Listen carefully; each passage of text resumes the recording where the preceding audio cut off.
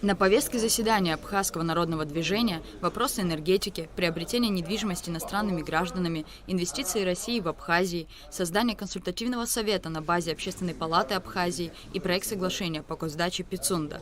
Председатель АНД, открывая встречу, подчеркнул, что соглашение по Пицунской госдаче необходимо доработать. Хочу вас проинформировать, это не секретная информация, я сегодня разговаривал с представителем Общественной палаты.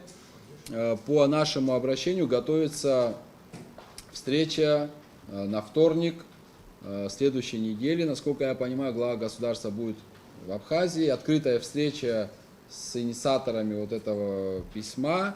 И глава государства со своими, подчиненными. Вот у нас будет возможность в открытом формате уже, у нас тоже появится такая возможность в открытом формате обсудить. Мы очень надеемся на то, что нам удастся и на этой встрече закрепить вот то, о чем вы договорились, да, будем на это надеяться, и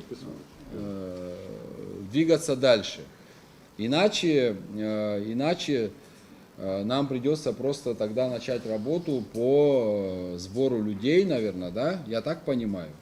Альтернативы у нас нет. По вопросу соглашения по госдаче также высказались депутат парламента Эрик Рштуни и председатель республиканской общественной организации АРУА Тимур Гулия. Начнем с того, что происходит в парламенте. Вот у нас вчера первый рабочий день, мы вышли из отпуска. Пока что повестка у нас не сформирована и дата сессии у нас не обозначена. Повестки в ратификации и вопроса по Пицунде пока что я не видел. До этого, что вот происходило у нас в парламенте, вы все были очевидцами этого всего. У нас был запрос в Конституционный суд, все вы это знаете.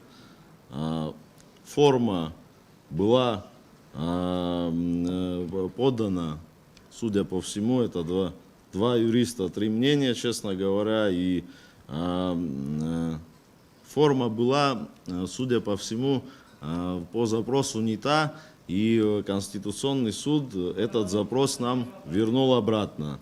Но настроение относительно того, чтобы подать еще раз Конституционный суд за правильной формулировкой, они все-таки есть у определенной группы депутатов. И чтобы развеять сомнения относительно того, что есть или нет каких-то антиконституционных вопросов именно в этом соглашении. На данном этапе нужно, конечно же, подключить еще рабочую группу юристов от нас всех, создать рабочую группу юристов именно. Потому что есть еще вопросы, которые наши юристы, да, к сожалению, приходится говорить наши, не наши юристы. Юристы еще не подняли много вопросов, они еще есть там, эти вопросы еще заложены в данном соглашении.